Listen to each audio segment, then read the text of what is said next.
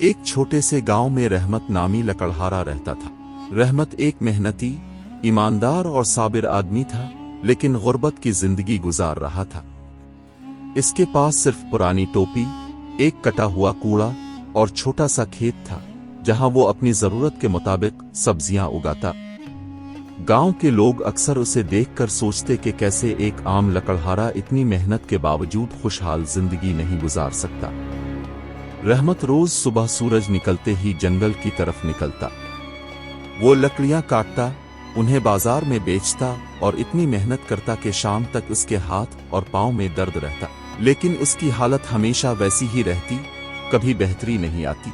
इसकी बीवी जीनत घर में खाना पकाती, बच्चों की देखभाल करती और छोटे बाग की देखभाल भी करती थी। एक दिन जंगल में लकड़ियां काटते हुए रहमत की कुल्हाड़ी एक कदीम दरख्त से टकराई और जमीन पर गिर गई। जब वो कुल्हाड़ी उठाने गया, इसकी नजर जमीन पर एक छोटे सोने के बीज पर पड़ी। बीज की सतह सुनहरी और चमकदार थी और हाथ में लेने पर हल्की गर्मी महसूस होती थी। रहमत ने दिल ही दिल में सोचा, ये शायद जादुई बीज है।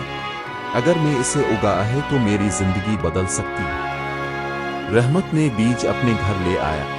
उसने इसे एक छोटे गमले में लगा दिया, पानी दिया और रोजाना उसकी देखभाल करता रहा। चंद दिनों के बाद बीज से एक छोटा सा पौधा निकला, लेकिन ये आम पौधा नहीं था। इसकी पत्तियों के किनारे सुनहरी चमक थी और फूल खुलते ही छोटे सोने के दाने जमीन पर गिरने लगे। रहमत के दिल में खुशी की लहर दौड़ गई।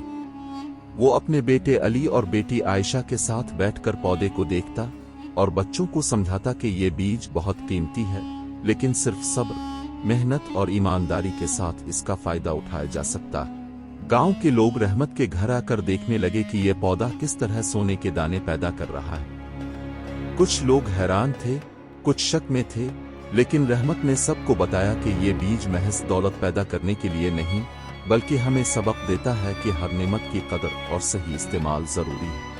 रहमत ने फैसला किया कि वो बीज से सिर्फ इतनी मिकदार में सोना निकालेगा जितनी इसकी फैमिली की जरूरियात पूरी कर सके, और बाकी पौधे की देखभाल जारी रखेगा। उसने अपनी मेहनत और सब्र से बीज का ख्याल रखा और देखते ही देखते पौधा मजबूत और खूबसूरत हो गया। कुछ दिनों बाद रहमत ने बाजार में पहला सोना बेचा। उसने सोना सिर्फ खाने पीने, बच्चों की तालीम और घर की बुनियादी जरूरियात के लिए इस्तेमाल किया। इसकी ईमानदारी और शुक्रगुजारी ने गांव के लोगों को मुतासिर किया। लोग समझ गए कि हकीकी दौलत सिर्फ माल में नहीं, बल्कि मेहनत, ईमानदारी और दूसरों की मदद में है।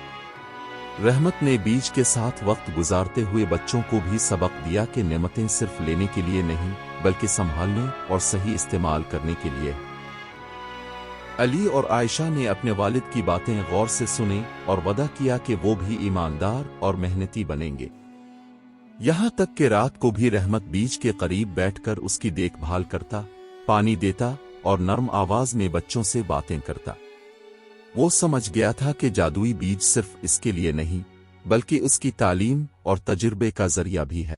चंद हफ्तों के बाद रहमत ने महसूस किया कि इसका जादुई बीज वाकई बहुत कीमती है। पौधे से मुसलसल सोने के दाने निकलने लगे और रहमत का दिल खुशी से भर गया। लेकिन साथ ही एक खतरा भी नमूदार हुआ। बाज़ दिन वो सोचता कि अगर ज्यादा बीज निकाले तो वो जल्द अमीर हो जाएगा। रहमत के दिल में लालच के छोटे छोटे ख्यालात आए, लेकिन वो फौरन अपनी नीयत दुरुस्त कर लेता।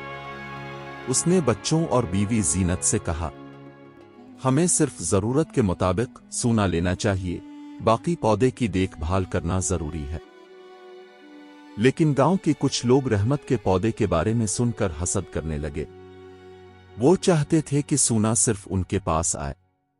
रहमत ने उन्हें समझाया कि बीज जादुई है, लेकिन सिर्फ ईमानदारी, सब्र और शुक्रगुजारी करने वालों के लिए दौलत पैदा करता है। जो लालच करेगा, इसका नुकसान होगा।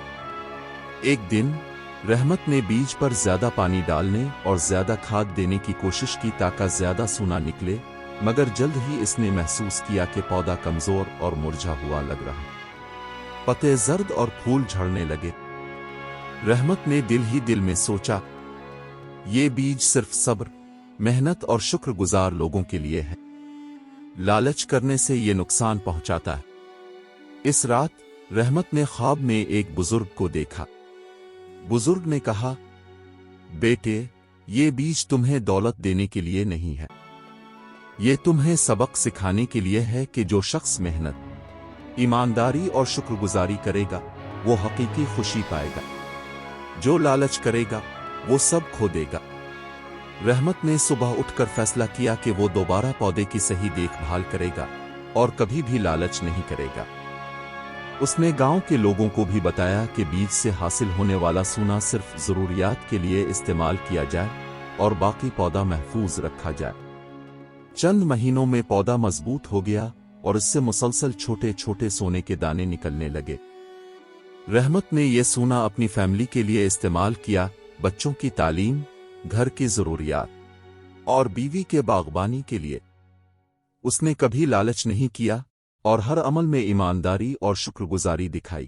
گاؤں کے لوگ رحمت کی زندگی سے متاثر ہوئے۔ وہ دیکھ رہے تھے کہ صرف ایمانداری اور محنت سے کوئی انسان حقیقی خوشحال ہو سکتا ہے۔ رحمت نے بچوں کو بھی سکھایا کہ کوئی بھی نعمت صرف لینے کے لیے نہیں بلکہ سنبھالنے اور صحیح استعمال کرنے کے لیے ہے۔ علی اور عائشہ نے اپنے والد کی باتیں یاد رکھیں اور وعدہ کیا کہ وہ بھی ہمیشہ ایماندار، محنتی اور نیک دل رہیں گے۔ چند سال گزر گئے اور رحمت کی زندگی مکمل طور پر بدل چکی تھی۔ اب وہ نہ صرف اپنی فیملی کے لیے بلکہ پورے گاؤں کے لیے ایک مثال بن چکا تھا۔